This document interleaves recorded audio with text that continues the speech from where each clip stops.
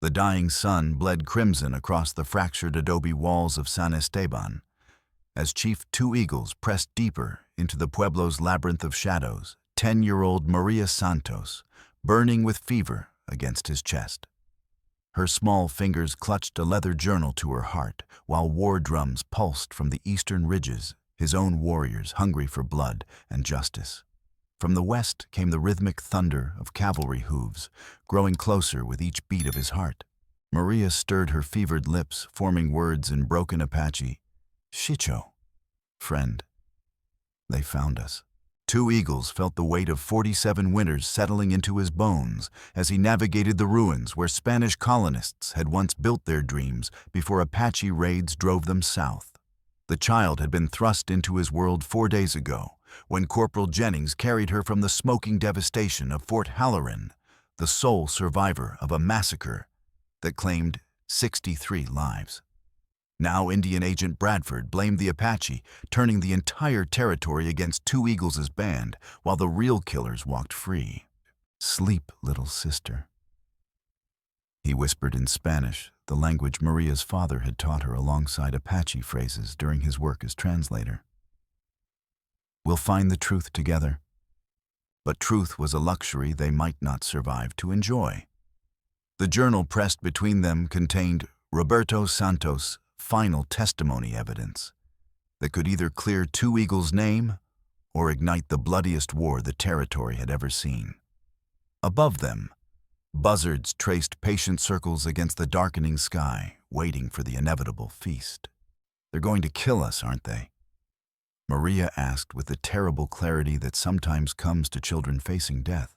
Two Eagles looked into her dark eyes, seeing his own daughter's face reflected there.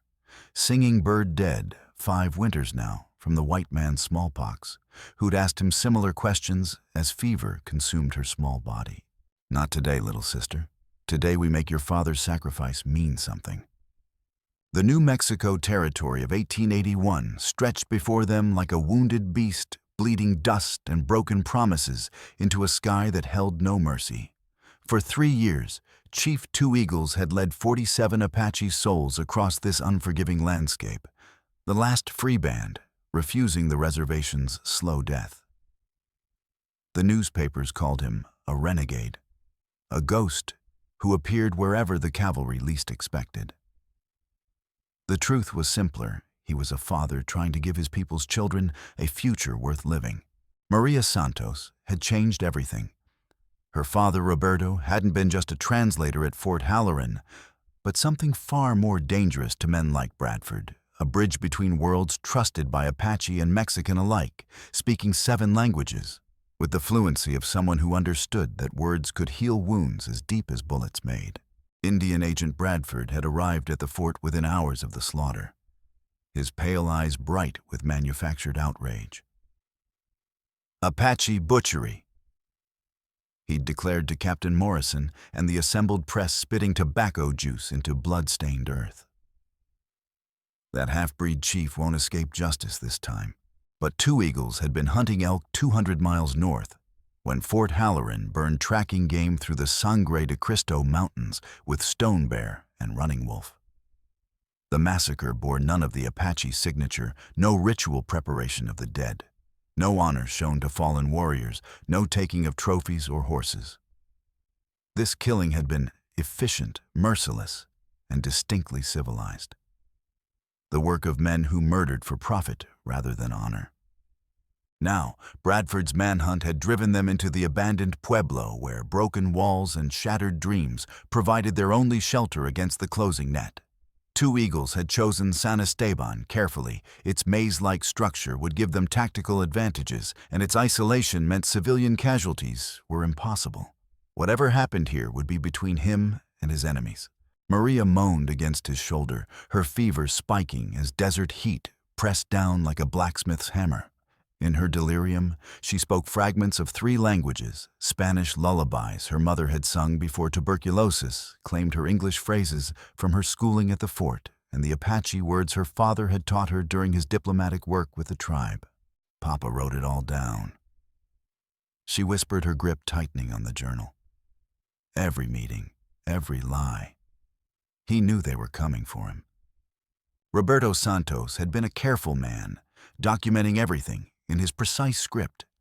If his suspicions were recorded in that leather-bound book, they might hold the key to clearing Two Eagles' name and exposing the conspiracy that was bleeding the territory white. But first, the child had to survive long enough to speak her truth to someone with the power to act on it. "Tell me about your father," Two Eagles said softly, checking the loads in his Winchester. "He helped people talk to each other.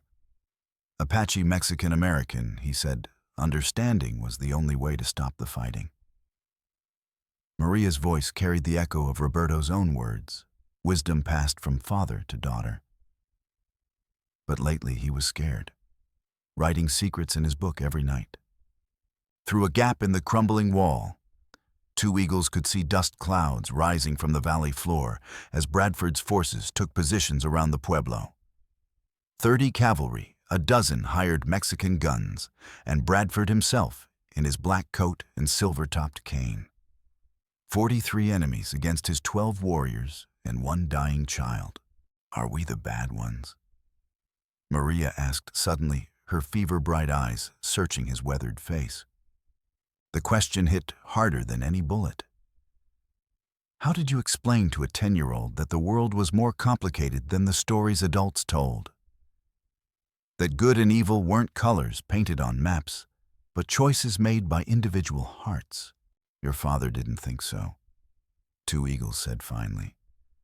"He trusted us enough to risk his life helping my people." "Then we must be doing something right." The simple faith in her voice nearly broke his heart. This child, orphaned and dying, still believed in the possibility of justice. Perhaps that was reason enough to keep fighting. Dawn painted San Esteban's walls the color of old bone as Captain Morrison's cavalry spread across the valley like blue wolves seeking prey. Two Eagles counted positions from his vantage point in the old church tower. 30 soldiers with Spencer rifles, their brass buttons glinting in the early light, while Bradford's hired killers took cover in the surrounding rocks. From deeper in the pueblo came the soft sounds of his own warriors moving into position. Running Wolf Stone Bear, and 10 others who'd followed him into exile rather than accept the reservation's slow death. They were outnumbered 3 to 1, but this was Apache territory, and the ruins would help even the odds. "Chief Two Eagles." Morrison's voice carried clearly across the morning air. "Release the child, you're surrounded, and there's no escape." Maria stirred in his arms, her small body racked with fever, but her mind surprisingly clear. "They think you stole me," she said in halting Apache, using words her father had taught her. "I know, little sister, but you saved me from the fire. I remember now you carried me out when the soldiers couldn't find me." Her grip on the journal tightened. "Papa told me to hide if bad men came. He knew this would happen." Two Eagles felt ice form in his chest. "What did your father know? About the guns, about the railroad men, about the plan to start a big war." Maria's voice was growing weaker, but her words came with startling clarity. "Papa said Mr. Bradford was selling weapons to Mexican fighters, then blaming Apache for attacks that never happened." The pieces of the conspiracy began forming a picture in Two Eagles' mind. Arms smuggling across the border, false flag operations to justify military action, and systematic elimination of anyone who might expose the truth. Roberto Santos had died not for money or politics, but for the simple crime of bearing witness to evil. A rifle shot cracked from the valley below Bradford's impatience, finally overriding military protocol. The bullet splintered adobe inches from Two Eagles' head, raining dust down on Maria's fevered face. "Stay low," he whispered, pulling her deeper into the tower's shadow. "The real fighting starts now." But Maria's small hand found his weathered cheek, her touch burning with fever. "Abuelo, I'm scared. Not of dying of the truth, dying with Papa." The Spanish word for grandfather struck him like lightning. This child, who barely knew him, had chosen to call him family. The honor and responsibility of it settled on his shoulders like a sacred burden. "Your father's truth will live," he promised. "I swear it on my daughter's memory." As answering shots began to echo from the Pueblo's outer walls, his warriors engaging Bradford's advance scouts, Two Eagles made his choice. They couldn't fight their way out, and Maria couldn't survive much longer without medical attention. But perhaps there was a third option, and one that required more courage than any battle charge. "Little sister, do you remember the stories your father told about the old mission bell? The emergency signal. 3 short, 7 long, 3 short again." Her fevered eyes focused on his face. "Papa said it was for when the truth was in danger." "Then it's time to ring that bell."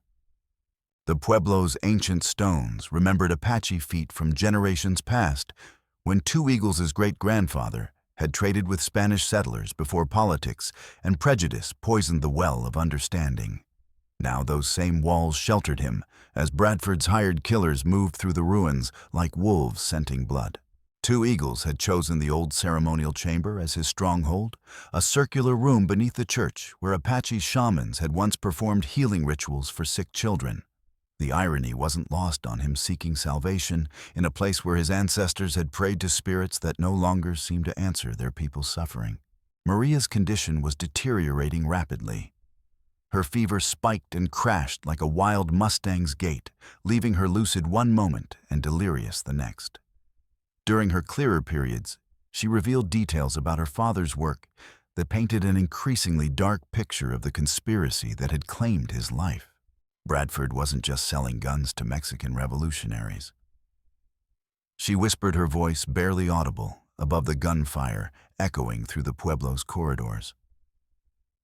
"Papa found papers about a railroad treaty. They want Apache land in the mountains." "What treaty?" "The railroad companies paid Bradford to start a war. Make the Apache look so dangerous that Congress would break all the old promises and give them our land." Maria's small fist clenched around the journal. Every attack on the ranches, every dead family, Bradford planned it all to steal the mountains. The scope of the betrayal took Two Eagles' breath away.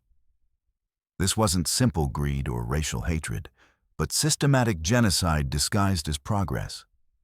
The attacks on isolated homesteads blamed on Apache raiders, the mysteriously well-armed Mexican forces, the convenient timing of Fort Halloran's destruction just as territorial negotiations were beginning. Bradford hadn't just been profiteering, he'd been orchestrating a campaign to justify the final destruction of the Apache people. Boots scraped against stone outside the chamber. Two Eagles pressed a finger to his lips, then moved to the room's narrow entrance. Through a gap in the ancient masonry, he could see 3 of Bradford's hired guns creeping through the tunnel system that connected the Pueblo's buildings. His Winchester spoke 3 times in rapid succession. 2 men dropped immediately, their blood-painting tunnel walls that had seen too much death already. The third scrambled back the way he'd come, shouting warnings in rapid Spanish that echoed off stone like the voices of the damned. "Are we going to die here?" Maria asked, her fever-bright eyes fixed on his weathered face. Two Eagles looked into those dark depths, seeing not just his own daughter's memory, but something else, the accumulated weight of every Apache child who died from disease bullets or broken promises. How many singing birds had the world lost to men like Bradford? "Not today, little sister. Today we make sure your father's courage wasn't wasted." "What's courage?" "Doing what's right even when you're afraid. Like your father did. Like you're doing now." Maria nodded solemnly, her small face grave beyond her years. "Papa used to say some battles are won with bullets, but the important ones are won with truth. Your father was a wise man. He was scared at the end. I could tell. But he still wrote everything down." She pressed the journal against Two Eagles' chest with trembling hands. "Promise me something." "What?" "If I don't make it, don't let them turn Papa into just another dead Mexican who got in the white man's way. Make them remember he died for something." The weight of her words settled on Two Eagles' shoulders like a burial shroud. This child, burning with fever and surrounded by enemies, still thought more about justice than survival. She carried her father's courage in her small frame, and perhaps something even rarer, the wisdom to know that some things were worth dying for. I promise, Maria, but you're going to live to tell them yourself. Outside, the sound of approaching boots grew louder, accompanied by harsh voices speaking the universal language of men hunting other men. Two eagles checked his remaining ammunition, 8 bullets left, and at least 20 enemies still moving through the Pueblo's maze. The mathematics of survival were becoming increasingly grim. But as he prepared for what might be their final stand, Maria's hand found her fevered fingers surprisingly strong. "Tell me about Singing Bird," she whispered. Two eagles felt tears threaten for the first time in years. This dying child wanted to hear about his own dead daughter, finding comfort in shared grief rather than despair. Perhaps that was what family truly meant, not blood or tribe, but the willingness to carry each other's sorrows. "She was brave," he said quietly, "like you." The sun climbed toward its pitiless zenith as the battle raged through San Esteban's labyrinth of memory and stone. Two eagles used every lesson his father had taught him, every trick learned in 40 years of warfare, against enemies who outnumbered but couldn't outthink him. He appeared where Bradford's men least expected, vanished before they could react, turned the Pueblo's maze-like structure into a weapon against superior numbers. But Maria was fading fast, her small body unable to sustain the fight against both fever and fear. During brief lulls in the fighting, Two Eagles shared water from his canteen and told her stories of better times when Apache and Mexican had traded peacefully at this very spot, when children of different tribes played together without thought of race or revenge. "My son would have liked you," he said during one quiet moment, both of them pressed against a collapsed wall, while gunfire echoed from nearby passages. Grey Wolf always wanted a sister to protect. "Maybe I'll meet him someday," Maria replied, her voice dreamy with fever. "When this is over." The mention of his son opened wounds. Two Eagles had tried to keep sealed for 3 years. Grey Wolf had been captured during a cavalry patrol, wounded, and taken to the Bosque Redondo reservation. For all this time, Two Eagles had believed him dead, killed by guards, or broken by the reservation's systematic destruction of Apache spirit. "Maria," he said carefully, "what did your father tell you about my son?" "Secret things. Papa made me promise never to tell anyone, but..." Her fever-bright eyes found his face. "You're not anyone. You're family now." "What kind of secrets?" Grey Wolf wasn't dead. Papa was helping him escape from the reservation. They were going to meet at the old trading post next week. Maria coughed a sound like paper tearing. "But the Indian agent there, Mr. Bradford's friend, he found out." That's when Papa knew they were all in danger. The world tilted beneath Two Eagles' feet. His son alive, planning an escape, murdered to prevent it. The grief he'd carried for 3 years transformed into something harder and more dangerous than sorrow. Rage pure and cold as mountain snow. How did he die? The words came out as barely a whisper. Papa was there when it happened, at the reservation pretending to translate for a government inspector. He saw them drag Grey Wolf from the punishment cells, saw the bruises that couldn't be explained by any fall or accident. Maria's small hand found his offering comfort she couldn't spare. Papa said Grey Wolf died protecting the other young men, keeping the escape plan secret even at the end. Two Eagles felt something break inside his chest. Not his heart, which had been shattered years ago, but the last barrier between himself and absolute fury. The final restraint that had kept him from becoming the savage his enemies claimed he was. A rifle shot splintered stone near his head, ending their moment of shared grief. Bradford's mercenaries were closing in again, their voices growing louder as they coordinated their assault on the chamber. "Can you be strong a little longer?" he asked Maria. "I'll try." But her voice was growing weaker, her grip on the journal loosening, as fever claimed more of her diminishing strength. Two eagles lifted her carefully, feeling how light she'd become during their ordeal. The child was literally burning away before his eyes consumed by the same kind of fever that had taken Singing Bird. History repeating itself with cruel precision, another Apache family destroyed by forces beyond their control. Stay with me, little sister. Your father and my son are counting on us. But as they moved deeper into the Pueblo's maze, Bradford's voice began echoing from the central plaza, his words carrying clearly in the desert air. Now burn them out. Fire will flush the savage and his prize into the open. Smoke began curling through the ancient passages as Bradford's men set the Pueblo's dry timbers ablaze. The trap was closing from all sides, now bullets from the east, fire from the west, and Maria's life slipping away with each labored breath. Time for the most desperate gamble of all. The bell tower, two eagles said, studying the smoke patterns. It's the only way. I can't climb, Maria whispered. You won't have to. I'll carry you. What about the soldiers? They'll see us.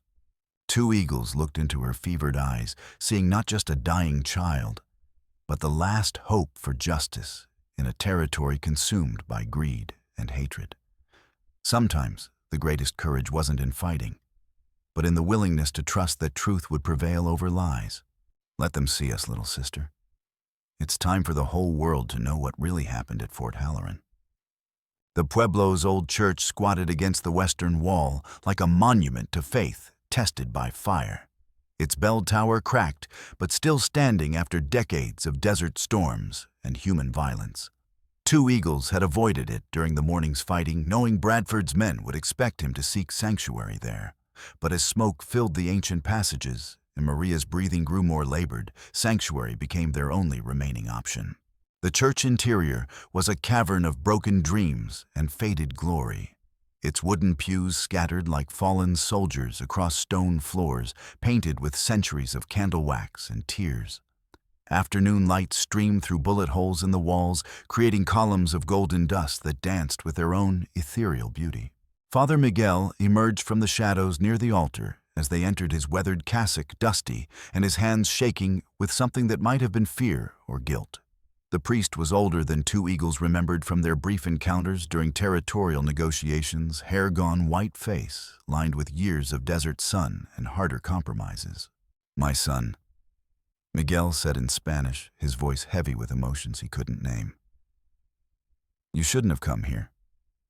The child needs sanctuary, medicine.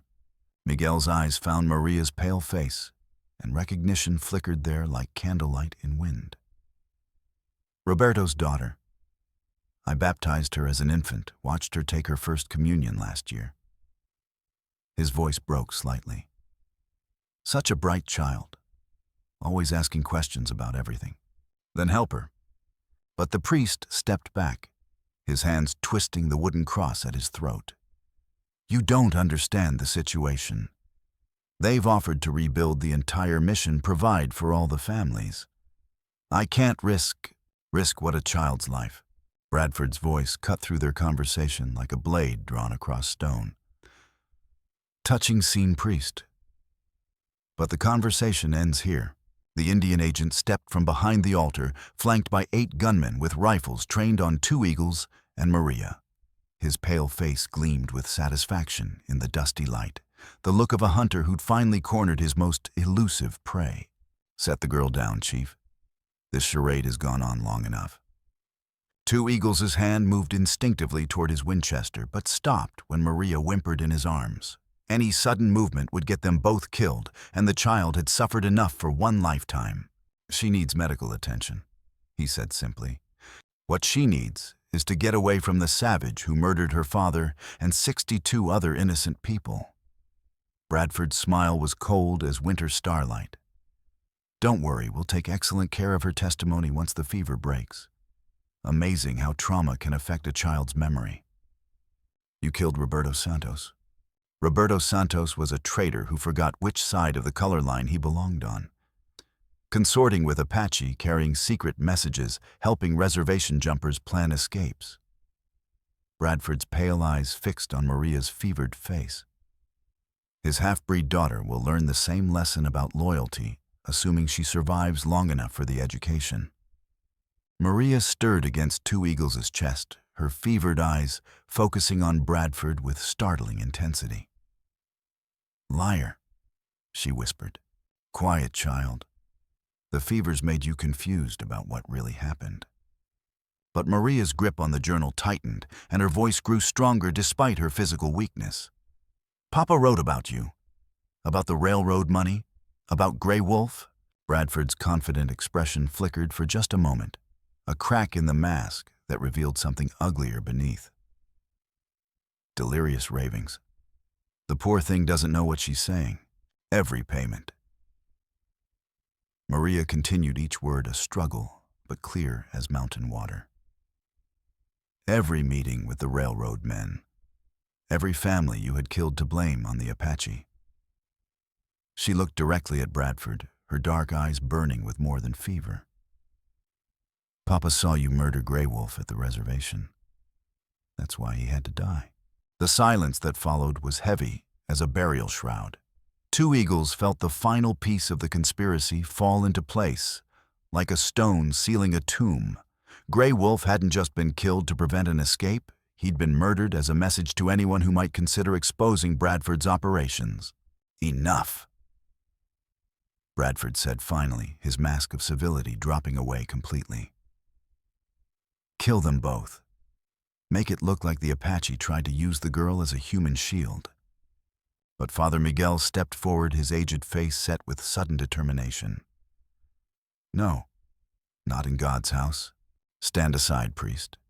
Your cooperation has been valuable, but don't exceed your usefulness." I said no. Miguel moved between the guns and their targets, his hands steady for the first time in months. "I've taken enough blood money from you. I won't be party to murdering a child." Bradford's eyes narrowed dangerously. "You'll regret this decision, old man. I already regret every choice that brought me to this moment." Miguel looked at Two Eagles, then at Maria. "There's another way out of here. Follow me." But as the priest began leading them toward the church's rear entrance, a new voice spoke from the shadows near the main door. "I'm afraid I can't allow that, Father." Sergeant Carver stepped into the light, his cavalry uniform pristine despite the day's fighting. Two Eagles recognized him as Captain Morrison's aide-de-camp, a young officer who'd always seemed more sympathetic to Apache concerns than most of his colleagues. "Sergeant," Miguel's voice carried confusion and growing dread. "Sorry, Padre. Nothing personal, but Mr. Bradford's been very generous to those of us smart enough to see which way the wind's blowing." Carver's rifle was trained steadily on Two Eagles. "The railroad money," he mentioned. "Some of it filters down to enlisted men who keep their eyes open and their mouths shut." Another piece of the conspiracy revealed itself. The corruption ran deeper than Two Eagles had imagined, reaching into the very military units tasked with bringing Bradford to justice. "How many soldiers?" he asked quietly. "Enough," Bradford said with renewed confidence. "You didn't really think you could expose this operation and walk away, did you? Too many important people have too much invested in seeing the Apache problem solved permanently." Maria was growing weaker by the moment, her small body unable to sustain the fever much longer. Two Eagles could feel her slipping away, even as they spoke, another innocent life consumed by Bradford's ambition. But sometimes salvation came from unexpected directions. "Actually," a new voice said from the church's side entrance, "I think you'll find the situation has changed considerably." Marshal Jackson stepped into the light, his federal badge glinting as 6 deputies spread out behind him. The territorial lawman's weathered face carried the satisfaction of a hunter who'd finally tracked his prey to ground. "Gentlemen," Jackson continued, his rifle trained on Bradford, "you're all under arrest for conspiracy murder and treason against the United States of America." Bradford's face went white as desert sand, but his voice remained steady. "Marshal Jackson, what an unexpected pleasure. I'm afraid you're operating outside your jurisdiction here. Federal jurisdiction extends everywhere in the territory, Bradford, especially when investigating crimes against government officials and treaty violations." "What crimes? What violations?" Jackson smiled grimly. Roberto Santos was my primary informant in a federal investigation of your operations. His daughter's testimony, combined with his journal, provides all the evidence I need to bring down your entire network. The truth crashed down on them like an avalanche. Roberto Santos hadn't just been gathering evidence on his own, he'd been working directly with federal authorities to expose the conspiracy that was bleeding the territory white. His death wasn't random violence, but calculated assassination to protect a network of corruption reaching into the highest levels of government. But Bradford wasn't finished. His hand twisted his silver-headed cane, revealing a hidden blade that gleamed wickedly in the dusty light. "Then I suppose," he said quietly, "everyone in this room will have to die together." Bradford's concealed blade caught the afternoon light as he lunged toward Maria with desperate fury, perhaps hoping to eliminate the key witness or simply to cause maximum damage before his inevitable capture. But Two Eagles was already moving his warrior instincts, overriding conscious thought. He twisted his body to intercept the strike, feeling the hidden knife slice deep into his left shoulder before his hands closed around Bradford's wrist. Pain exploded through his arm as the blade grated against bone, but his grip remained iron-strong. "For Roberto Santos," Two Eagles said through gritted teeth. "For Grey Wolf, for every child who died for your greed." Bradford's wrist snapped like a dry branch. The Indian agent's scream echoed off stone walls as Marshal Jackson's deputies swarmed over him. The concealed blade skittered across ancient floor stones, its deadly work finished. But the violence wasn't over. Sergeant Carver swung his rifle toward Jackson, his face twisted with the desperation of a man whose world was collapsing around him. The shot boomed in the confined space stone chips, exploding from the wall, not inches from the marshal's head. Two Eagles dropped to one knee, blood streaming from his shoulder as he tried to shield Maria from the chaos erupting around them. His vision blurred from pain and blood loss, making it hard to track the movement of enemies and allies in the smoke-filled church. Jackson's return shot caught Carver's center mass, the young sergeant crumpling to the stone floor with a look of surprise on his boyish face. Around the church, Bradford's remaining mercenaries found themselves outnumbered and outgunned by federal deputies who'd been planning this operation for months. "Ekrender." Jackson's voice cut through the gunfire. "You're surrounded and outmanned." One by one, the hired guns threw down their weapons. The corruption that had seemed so powerful and unassailable crumbled in minutes when faced with federal determination and overwhelming force. But Maria was convulsing in Two Eagles' arms, her fever reaching the crisis point, as the stress of the violence pushed her small body beyond its limits. Her eyes rolled back, showing only whites, and her breathing became rapid and shallow. "She's dying," Two Eagles said urgently, his own wound forgotten in the face of the child's crisis. "Dr. Morrison." Jackson shouted toward the church entrance. "Get the medical bag now." A gruff voice answered from outside. "Coming, Marshal." But as they waited for medical help, Maria's grip on the journal loosened. The leather-bound book began to slip from her fevered fingers, its pages containing the evidence that had cost so many lives to preserve. Two Eagles caught it with his good hand, feeling the weight of Roberto Santos's final testimony. Every name, every date, every payment that had purchased innocent blood.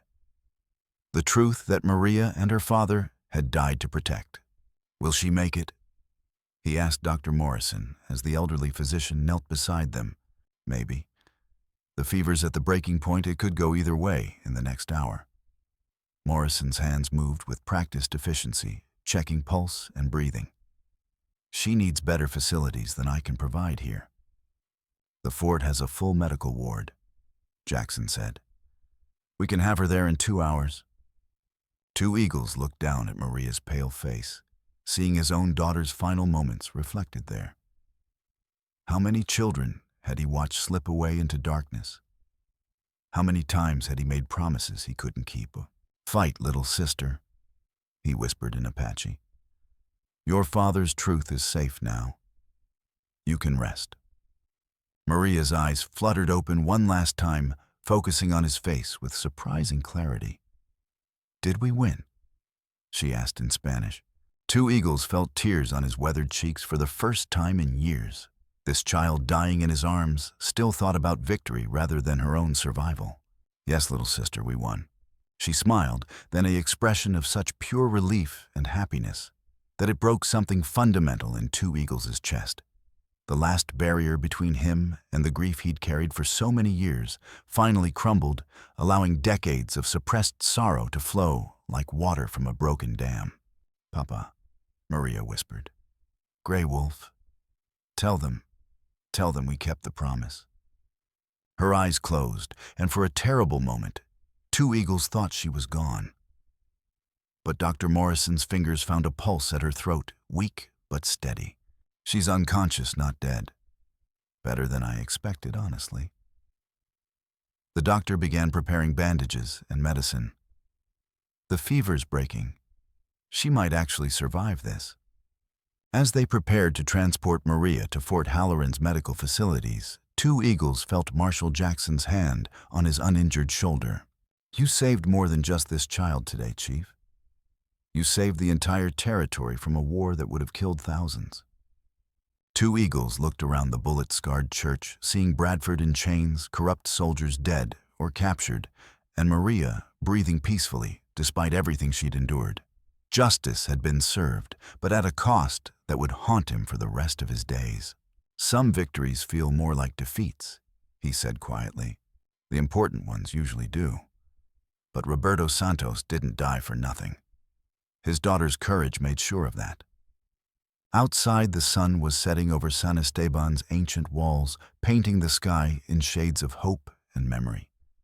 The last free Apache war was ending not with bullets and blood, but with truth finally spoken in a place where lies had reigned too long.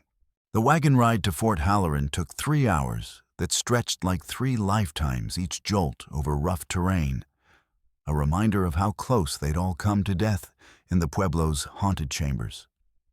Two Eagles rode beside the medical wagon, his wounded shoulder throbbing with each heartbeat, while Dr. Morrison worked to keep Maria stable during the journey. She drifted between unconsciousness and fever, dreams her small body fighting a battle that medicine could influence, but not control. During her lucid moments, she spoke about her father, with the crystalline clarity that sometimes comes to the dying memories, precise as photographs love distilled to its purest essence. "Papa used to say that building bridges between people was harder than building bridges over rivers," she murmured as the fort's walls came into view. "Rivers stay in one place, but people's hearts keep moving. Your father built many bridges." Two Eagles agreed, thinking of the trust Roberto had earned among the Apache, the respect he'd commanded from territorial officials, the love he'd inspired in his daughter. Some men built legacies with violence and gold. Others built them with understanding and sacrifice. Fort Halloran rose from the desert like a testament to tragedy and renewal. The walls still showed scorch marks from the massacre that had started this whole desperate chase. But the flag flew proudly from its pole again, and smoke rose from buildings where life was slowly returning to normal. As they carried Maria into the medical facility, Two Eagles felt the accumulated weight of his years settling heavily on wounded shoulders. This wasn't the first time he'd watched a child fight fever, and the memories of Singing Bird's struggle came flooding back with painful clarity. "She's stronger than she looks," Dr. Henley said after his initial examination. "But the fever's damaged her system significantly. The next 24 hours will determine everything." Two Eagles sat beside Maria's bed as the doctor worked his weathered hand, holding hers, while she drifted between wakefulness and delirium. Sometimes she spoke in English, sometimes Spanish occasionally, in the halting Apache phrases her father had taught her during his diplomatic work. But always, she kept Roberto's journal close, as if his words could anchor her to life. Marshal Jackson arrived as evening shadows lengthened across the fort, his weathered face carrying news both satisfying and sobering. "Bradford's talking," he said quietly, settling into a chair across from the bed. "Trying to trade information for his life." The conspiracy reaches further than anyone imagined. Territorial judges, army supply officers, railroad executives, even some officials in Washington. What about my people? Two Eagles asked. My warriors who've been branded as criminals. Full pardons signed by the territorial governor this morning. Congressional recognition of your service in exposing this conspiracy. Jackson paused, studying Two Eagles' face. There's also an offer permanent reservation land in the Sangre de Cristo Mountains, good territory, where your people can build a future without interference. Two Eagles felt something loosen in his chest, a tension he'd carried so long he'd forgotten what peace felt like. His people could stop running. The children could grow up learning the old ways while adapting to the changing world around them. But the victory felt hollow with Maria, fighting for her life beside him. And if we refuse the reservation, then you're free to go wherever you choose. The federal government recognizes your innocence and your service. The choice is entirely yours, Chief. As if summoned by the word choice. Maria's eyes fluttered open. Her fever had broken while they talked, leaving her weak but lucid for the first time in days. Abuelo. She whispered, her voice barely audible but clear. I'm here, little sister. Did we save them, your people? Two Eagles smiled, feeling tears on his weathered cheeks for the second time in decades. Yes, Maria. We saved them all. She squeezed his hand with surprising strength for someone so small and sick. Papa would be proud of us. He would be proud of you. You're the real hero in this story. I just told the truth. Papa always said truth was more powerful than any weapon. Her dark eyes found his face. But it hurts sometimes, doesn't it, telling the truth? Yes, little sister, it hurts. But lies hurt more, and they hurt for longer. Dr. Henley appeared with medicine and cautious optimism. Fever's broken cleanly. She'll need weeks of recovery, but the crisis has passed. She's going to survive. As Maria drifted back into healing sleep, her breathing steady and peaceful. Two Eagles felt the final pieces of his shattered world falling back into place. The child would live. His people had justice. And somewhere in the vast sky above the desert, he imagined the spirits of Roberto Santos and Grey Wolf finally finding rest. But the victory had come at a terrible cost. During the final battle at San Esteban, Stone Bear had fallen to Bradford's mercenaries, his body found near the Pueblo's eastern wall, with his rifle empty and 3 dead enemies around him. Running Wolf carried a bullet in his leg that would leave him with a permanent limp. The price of truth had been paid in Apache blood, as it always seemed to be. Marshal, Two Eagles said quietly, his voice heavy with exhaustion and grief. There's something you need to know about the reservation offer. What's that? My people have been running for 3 years. Some of them may not be ready to stop. Freedom is hard to give up, even for good land and government promises. Jackson nodded with understanding. Roberto Santos mentioned that in his reports. He said the Apache valued choice above all else, the right to determine their own destiny. Will the offer remain open if some choose to leave? As long as they remain peaceful, yes. This isn't about forcing anyone onto reservations. It's about giving your people options they've never had before. Through the window, Two Eagles could see the first stars appearing in the darkening sky. Somewhere out there, his remaining warriors waited for word about Maria's condition and their own uncertain future. Decisions would have to be made, paths chosen. But for now, it was enough that a little girl breathed peacefully in a clean bed, while justice slowly worked its way through territorial courts. There's one more thing, Jackson said, reaching into his coat. This arrived from Washington yesterday. He handed Two Eagles an official document bearing federal seals and signatures. Even without reading it, Two Eagles could tell it represented some form of government recognition, another meaningless paper in a world where his people's worth had never been measured by white man's acknowledgments. Congressional Medal of Honor for you and a special civilian commendation for Maria. There's also a substantial reward for exposing the conspiracy enough to keep any settlement running for decades. Two Eagles accepted the document, but didn't open it immediately. Recognition from the government mattered less than the laughter of children echoing across mountain valleys, or the knowledge that future generations might grow up without fear of cavalry raids. "The girl will need family when she recovers," he said. "Someone to care for her while she heals. Her aunt is coming from Tucson. Good woman Roberto spoke of her often. But..." Jackson hesitated. "Maria's already asked if she can visit your settlement when she's strong enough. Seems she's formed quite an attachment to her abuelo." The Spanish word for grandfather sent warmth through Two Eagles' chest, despite his exhaustion. This child, who barely knew him, had chosen to call him family, an honor that transcended blood or tribal affiliation. "She'll always be welcome among my people. Children who show such courage deserve to be honored regardless of their heritage." As the night deepened around Fort Halloran, Two Eagles kept his vigil beside Maria's bed. The worst was over. Bradford's conspiracy exposed the corruption, cleansed the path to peace finally clear.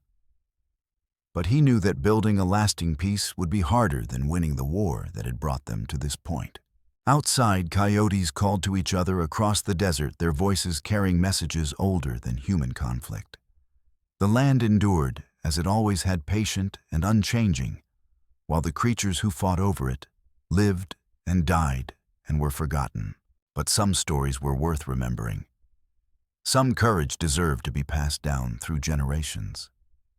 And sometimes, the smallest voices carried the most important truths. Maria stirred in her sleep, her small hand finding his across the white sheets. Even unconscious, she seemed to know he was there, watching over her as she'd watched over her father's truth through the darkest night of her young life. "Rest now, little sister," he whispered in Apache. "The fighting is over." 6 months later, autumn painted the Sangre de Cristo mountains in shades of gold and crimson as Two Eagles stood outside the schoolhouse his people had built in their chosen valley. Inside, Maria Santos sat with 18 other children, Apache Mexican, and a few Anglo children from nearby settlements, all learning to read from the same books, all sharing the dream of a future built on understanding rather than fear. She'd grown stronger since that terrible night in San Esteban, her fever-thin frame filling out with good food and mountain air. The journal never left her side, but now it was accompanied by new books, new lessons, new hopes for what education might accomplish, where warfare had failed. The Apache word for teacher is bike-naga. Mariah was explaining to her classmates, writing the phonetic spelling on a slate board with careful precision.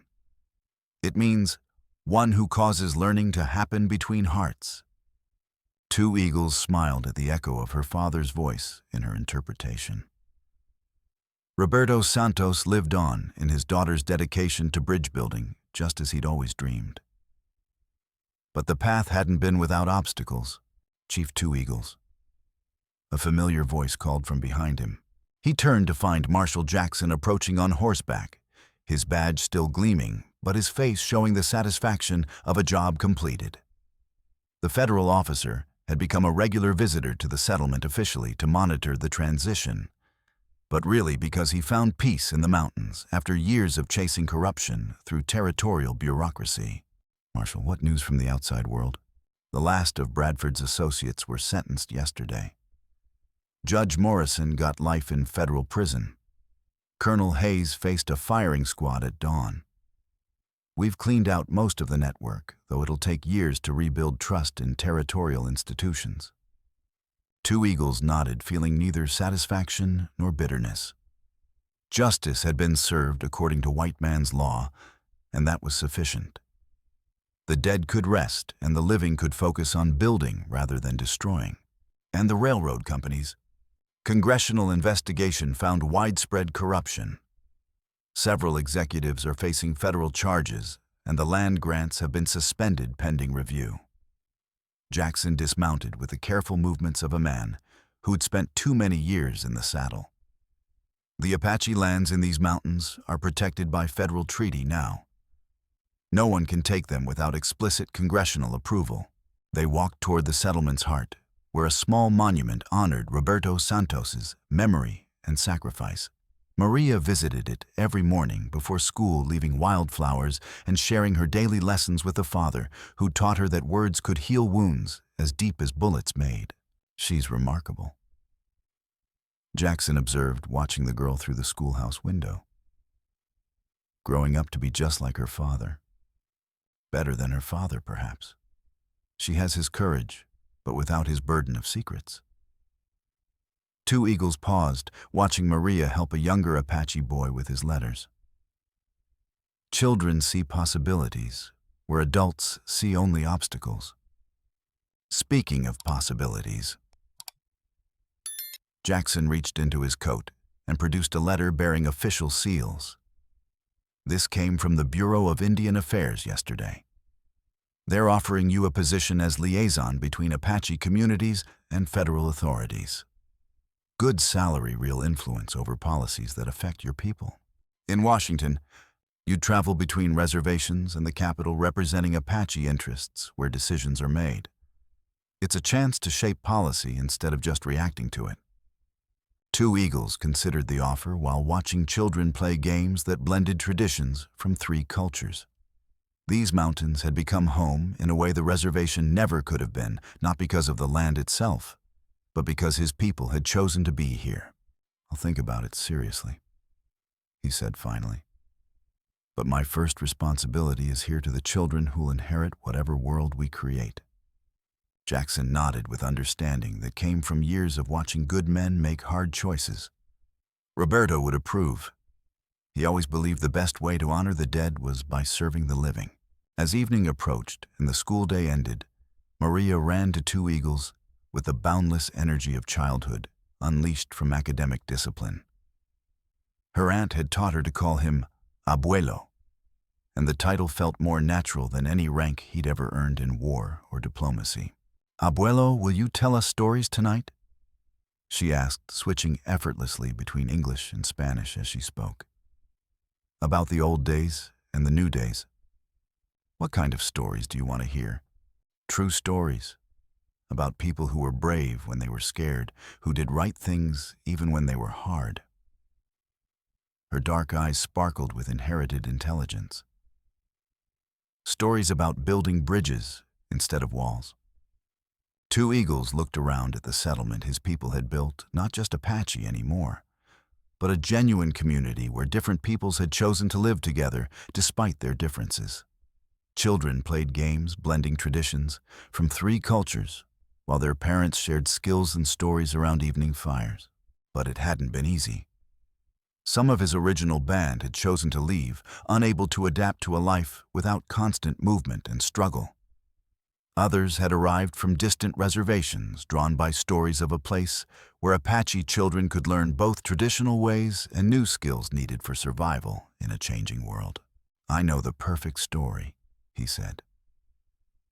"About a little girl and her father who proved that truth is stronger than lies and courage is stronger than fear." As they walked toward the central fire where families gathered each evening, Maria slipped her small hand into his weathered one. Behind them, the mountains caught the last light of day, painting the sky in shades of hope, tinged with the memory of loss. "Abuelo," Maria said quietly, "do you think Papa can see what we built, see how his truth changed everything?" Two Eagles looked up at the first stars appearing in the darkening sky, remembering another child who'd asked similar questions years ago. Somewhere in that vast canvas of light, he believed Roberto Santos and Singing Bird and Grey Wolf watched over the community their sacrifice and courage had made possible. "Yes, little sister, I believe he sees everything we've accomplished in his name." But as they reached the fire circle, Maria's expression grew serious, with thoughts too heavy for a child her age. "Abuelo, sometimes I dream about that night in the church, about Mr. Bradford and the knife." She looked up at him with eyes that had seen too much. "Will there always be people like him, people who hurt others for money?"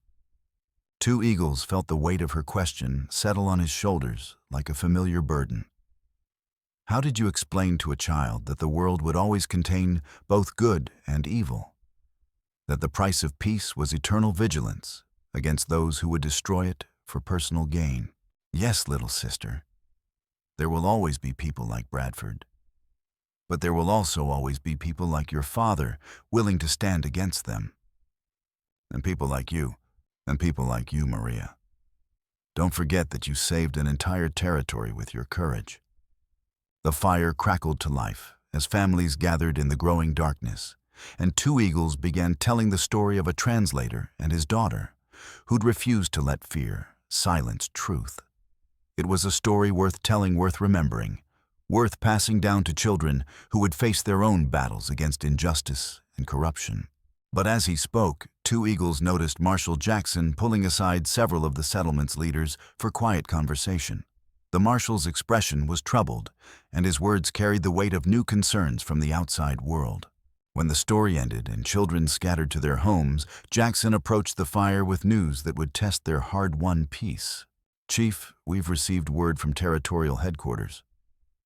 There's been an incident near the Colorado border. A wagon train attacked, several families killed. Early reports are blaming Apache raiders." Two eagles felt ice form in his chest. "My people haven't left this valley in months. You know this." "I know. But witnesses claim they saw Apache war paint and heard war cries. The territorial governor is under pressure to respond with military force." Another Bradford, maybe. Or maybe just frighten people seeing what they expect to see instead of what actually happened. Jackson's face was grim in the firelight. "Either way, it threatens everything we've built here." Maria had been listening from the shadows, her young face pale with understanding. The peace they'd fought so hard to achieve was fragile as spun glass, always one incident away from shattering completely. "What do we do?" she asked quietly. Two eagles looked around at the faces gathered near the fire, his people and their neighbors, Apache and Mexican and Anglo families, who'd chosen to build something better than endless conflict. The future Maria deserved hung in the balance once again. "We do what your father would have done," he said finally. "We find the truth, whatever the cost." The stars wheeled overhead, like the eyes of patient gods, and the mountain wind carried promises of challenges yet to come. The first generation of peace was proving harder to nurture than anyone had imagined, but perhaps that made it more precious rather than less. Truth had found its way once before, carried by small hands through the darkest night. Perhaps it could find its way again if people were brave enough to seek it regardless of the personal cost. The fire burned low, but its warmth would endure through the long night ahead.